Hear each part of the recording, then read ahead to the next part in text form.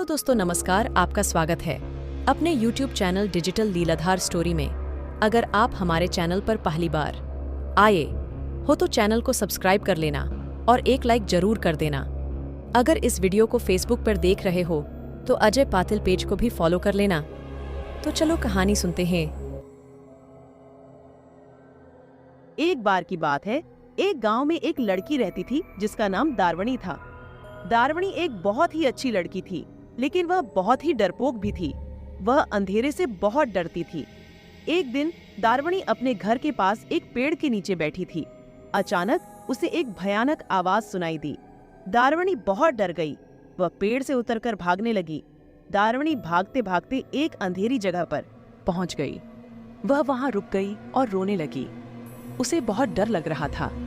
दारवणी रो रही थी, तभी उसे एक और भयानक आवाज सुनाई दी। दारवणी और भी ज्यादा डर गई। वह सोचने लगी कि वह क्या करे। दारवणी ने हिम्मत करके उस अंधेरी जगह में झांकने की कोशिश की। उसने देखा कि एक बड़ा सा भूत खड़ा हुआ है। भूत बहुत ही भयानक था। उसके दांत बहुत लंबे थे और उसकी आंखें बहुत लाल थीं। दारवणी को देखकर भूत हंसने लगा।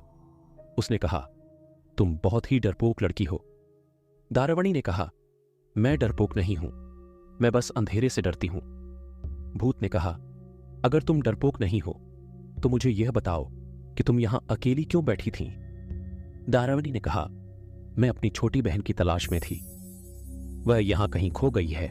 भूत ने कहा, ठीक है, मैं तुम्हें तुम्हारी बहन को खोजने में मदद करूंगा, लेकिन इसके लिए तुम्हें मुझे एक शर्त माननी होगी। दारवणी ने कहा, कौन सी शर्त? भूत ने कहा, तुम मुझे अपना एक बाल दे दो। दारवणी को शर्त माननी पड़ी। उसने भूत को अपना एक बाल दे दिया। बाल लेकर भूत ने कहा, अब तुम अपनी बहन को खोज लो, वह इस पेड़ के पीछे छिपी हुई है। दारवणी ने पेड़ के पीछे देखा तो उसकी छोटी बहन वहां छिपी हुई थी। दारवणी बहुत खुश हुई। उसने अपनी बहन को गले लगा लिया। दारवणी ने भूत से कहा, मैं तुम्हें अपना बाल देकर सही किया। भूत ने कहा, हाँ, तुमने सही किया, लेकिन अब तुम भूत से डरना नहीं भूल जाना। दारवणी ने कहा, नहीं, मैं भूत से कभी नहीं डरूंगी। दारवणी और उसकी बहन घर लौट आए।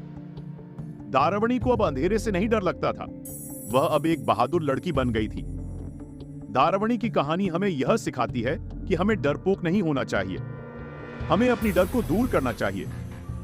अगर हम अपनी डर को दूर कर लेते हैं तो हम कुछ भी कर सकते हैं। दुनिया में कई तरह की चुनौतियां होती हैं। हमें इन चुनौतियों का सामना करना पड़ता है, लेकिन अगर हम डरपोक होते हैं तो हम इन चुनौतियों का सामना नहीं कर सकते हैं। इसलिए हमें डरपोक नहीं होना चाहिए, हमें बहादुर होना चाहिए।